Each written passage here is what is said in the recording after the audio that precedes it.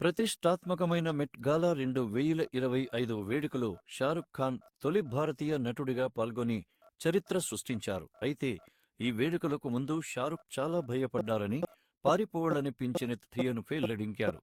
సెలబ్రిటీల fashion show మెట్ గాలా వేడుక వైభవంగా ప్రారంభమైంది. న్యూయార్క్లోని మెట్రోపాలిటన్ మ్యూజియం ఆఫ్ ఆర్ట్స్ వేదికగా ఈ ఫ్యాషన్ సెలబ్రేషన్స్ జరుగుతున్నాయి. ఈ ఏడాది మెట్ గాలా డ్రెస్కు టైలర్ ఐస్ ఈ థీమ్ కు తగ్గట్లుగా ఈ వేడుకలో నలుపు రంగు దుస్తుల్లో పాల్గొన్నారు ప్రముఖులు. ఇక ఈ వేడుకలకు హాజరైన తొలి భారతీయ నటుడిగా షారుఖ్ ఖాన్ చరిత్ర సృష్టించారు. సభ్యసాచి డిజైన్ చేసిన దుస్తుల్లో అల్ట్రా స్టైలిష్ గా కనపడి ఈ వేడుకలో సెంటర్ ఆఫ్ అట్రాక్షన్ గా నిలిచారు.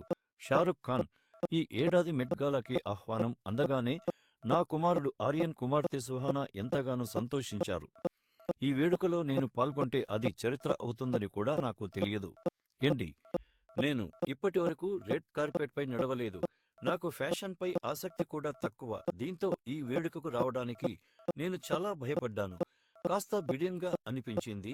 ఓ దశలో పారిపోవాలనిపించింది.